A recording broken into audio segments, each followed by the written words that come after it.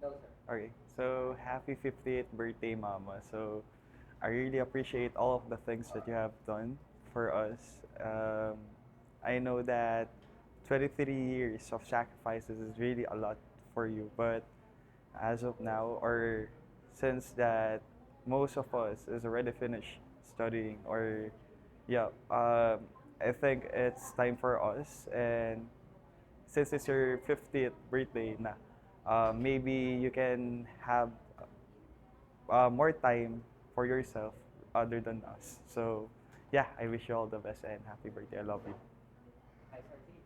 Sir, katulad yung question kay Kuya. Mhm. Tama po yan. Kuya. Describe lang sa amin, sir, kung ano ba ang klaseng Mm. parent sa'yo. Si Mama. Okay.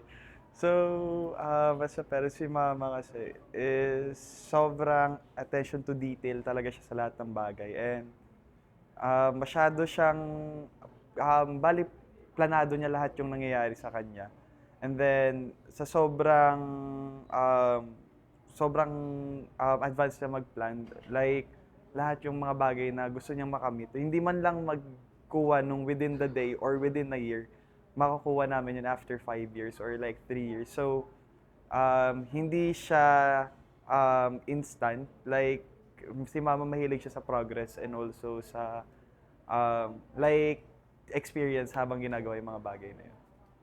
Sa inyo, sir, bilang magulang sa inyo, Mm, paano ba siya usually take care sa inyo? Paano ba ay, niya inalagaan? Paano niya pinaparamdam sa inyo yung pagmamahal niya? okay. Si Mama kasi, nung lumaki kami, hindi talaga siya, or hindi kami madalas magkasama. So, nakikita namin yung effort niya kung paano siya makabawi. Although, once a year, twice a year lang kami magkasama.